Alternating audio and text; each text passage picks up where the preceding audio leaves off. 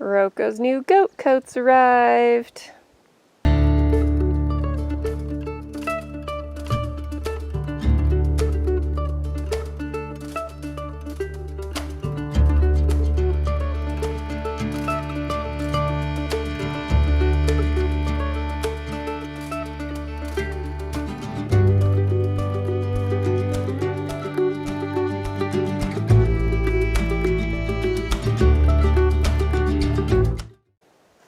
So I got this new goat coat for my gal Roca.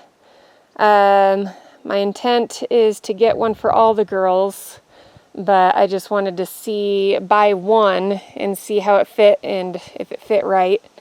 The color wasn't what it was supposed to be. It was supposed to be a little bit more of a maroon red, not this fire truck red. But that's okay. I chose this because Derby, apparently they make quality horse coats, and so figured I'd go with this brand, try it out. The reason I bought it is just because we get really cold up here. I tried to measure this out for when she is pregnant. I don't think it's fitting too well for that. I did try it on her really quick once, and the strap barely fits right now, and we haven't even bred the girls yet, but it's supposed to fit her when she's round, because I actually did measure her when she was pregnant with quads, and supposedly this one was going to fit. But I might have to do some adjusting there. But you can see it's got a little zipper so that I could put the collar and hook up a leash and stuff to her. It has the neck portion on it to cover her neck. But we just get really cold up here, and when it's kidding season, if we hit like freak -degree temperatures, she's about ready to go into labor, I wanted to have something to keep her a little extra warm, since we currently don't have the ability to provide heaters for the goats in a safe way. And so that's what we got this for. So we're hoping it works out. Another thing that I liked for this is the little leg straps. So it's not going to flip and turn on her as she's wearing it, because when I have put things on my goats before to try and keep them warm, it ends up doing all sorts of weird flips and twists. So that I was excited about. And yeah, it's so far a good quality coat. I just might have to adjust the belly band there, because goats are barrels. This is advertised as something that can be used for goats as well, but on the picture on Amazon it showed dogs, so dogs are gonna have a lot thinner girth as compared to goats that tend to be like little barrels. But I'm gonna go ahead and try this on her.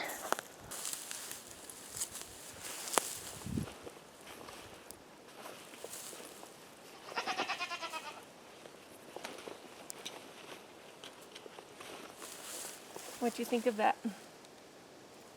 Yeah.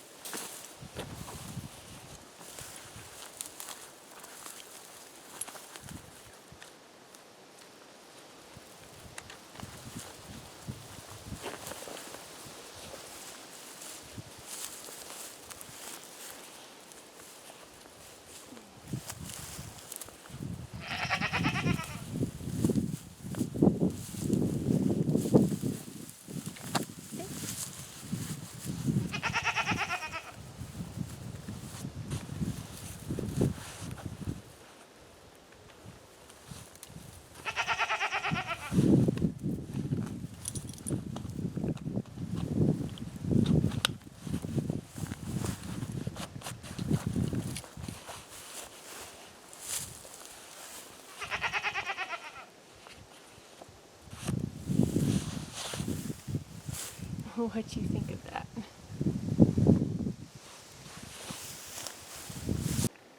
Alright, so she's got her brand new coat on, and it fits pretty good right now.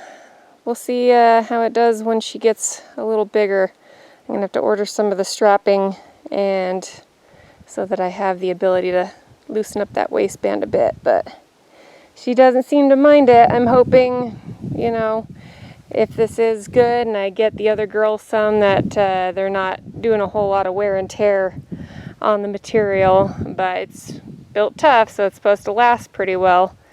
And if we're in kidding season, then it'll the girls will be separate from each other, so they're not chewing on each other's coats. But what you staring at, girl? I don't see nothing behind us.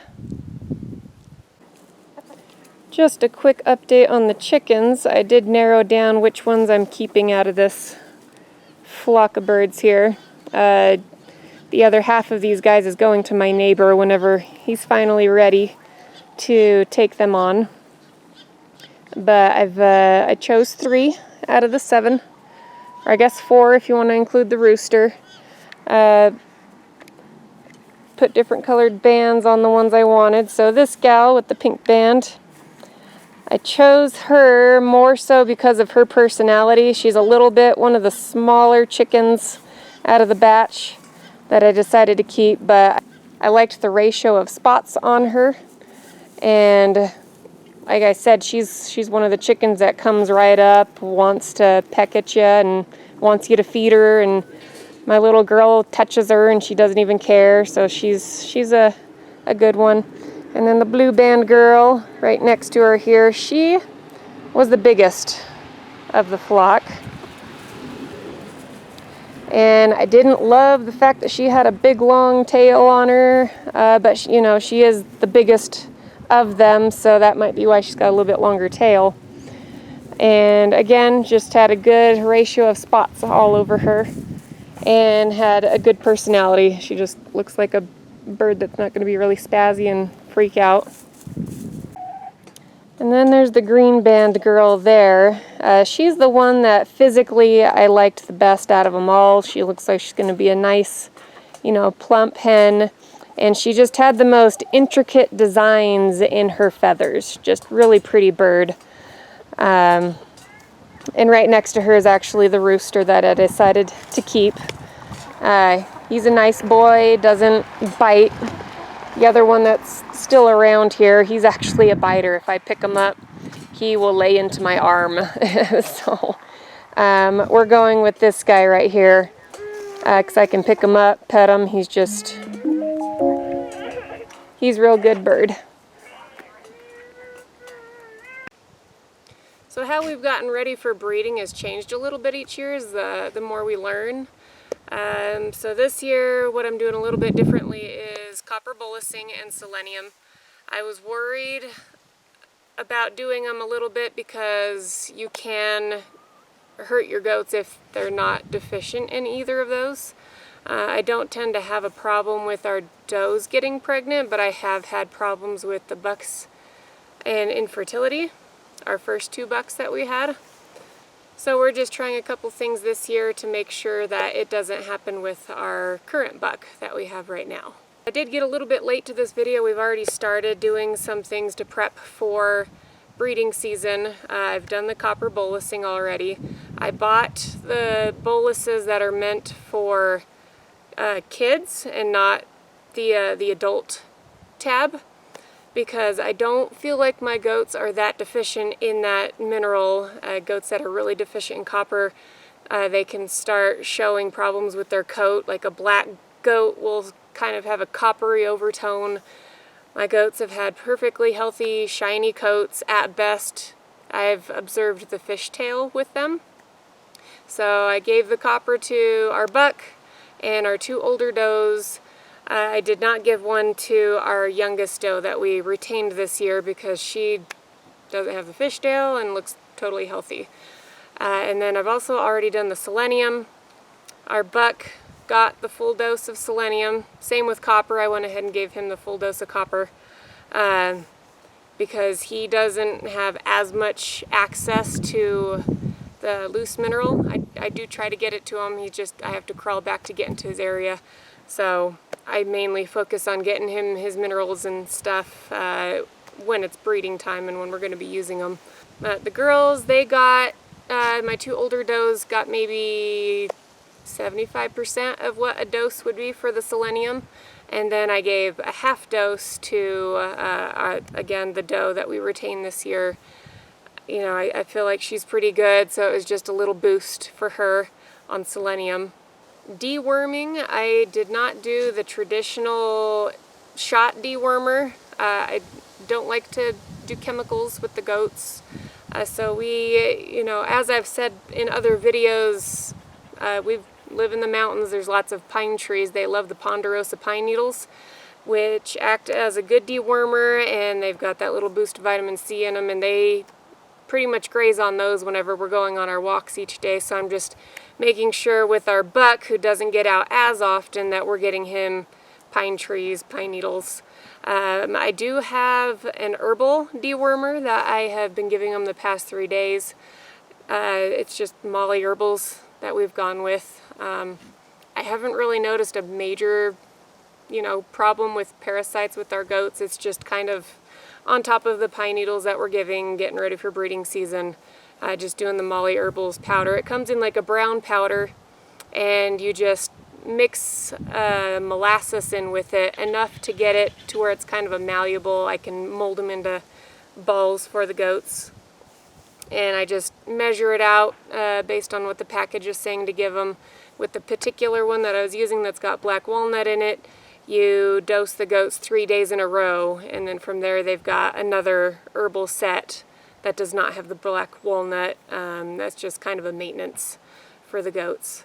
And they really like it. They eat them right up. I've noticed with babies, when I've tried to give them that, they don't have a taste for it. They're not going to eat it. But yeah, when they're a little bit older, they just lap them right up, and it's a sweet treat for them and an herbal kick. So that's it for deworming.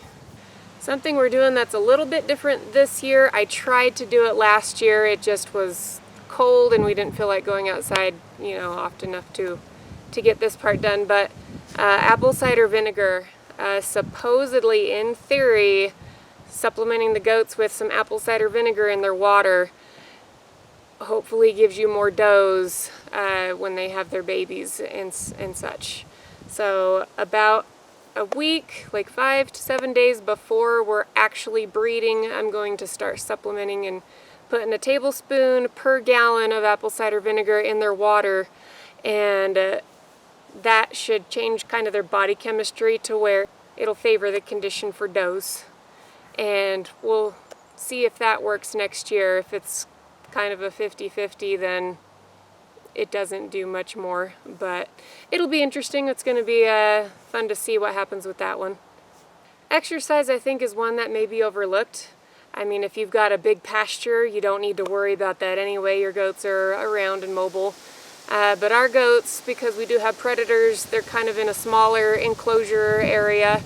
The does, we, 7 days a week, or 5 to 7 days a week, we're taking the girls out for a stroll, like Monday through Friday. I'd say it's like the 1 mile we do in the evening, and then on the weekends when we got a little bit more time, we'll do the 2 mile with them. And with our buck, he gets out maybe once a week, maybe every other week, when it's just kind of regular summertime, just because he's kind of a pain in the butt to walk. But I do feel bad, so I do get him out at least once a week or so. But now that breeding season is around the corner, exercise is good for fertility and increasing sperm count and such. So I do a morning walk in the with my little girl for her nap time, and we do 2, sometimes a 3 mile. And so I've just started taking the buck along with us so that he can get that extra exercise. With everything else, he's probably just going to be fine and fertile, but it doesn't hurt. It's definitely going to help. Like, it's the exercise. When you're trying to have your own kid, they tell you, exercise, be healthy, get out. Same with anything else. So our first couple bucks that we had seemed to go infertile their second year. It's like the first year that we had them and they were young. We had babies, it seemed like the second year, especially with one in particular. he like went sterile. I'm not sure why. My suspicion is that back then we were feeding our bucks just plain old grass hay because, you know, that's what I had looked up and that's what was recommended. But I feel like with breeding season they do need that little extra kick. But I was also doing the loose mineral with them, but that just didn't seem to be enough either. So we've been feeding a grass alfalfa mix this year, and that way the buck's getting a little bit more calories and stuff. He's not overweight by any means. He stays pretty lean, but it does give him what he's after. And taking him on the walks with me too, I'll stop a couple times so that he can graze. For whatever reason, he really loves the scrub oak. When there's like one little patch of scrub oak on our 2 miles that I'll let him stop, and he just eats as many leaves as he wants. So, you know, his body's going to tell him what he needs for the season. And I have noticed with the walks as well that it just kind of calms him down, because now that he is in a rut and wanting the girls, you know, he gets all amped up, but taking him on like an hour walk each day or every other day it's helping to calm him down so that he's not as uppity and concerned about what's going on with the girls. He still throws a big fit when we go for the walk in the afternoon with the girls, but you know, during the day before that, he's much better. So, and that's about it. Hope this video was informative and you found some of it interesting, and we'll see you next time.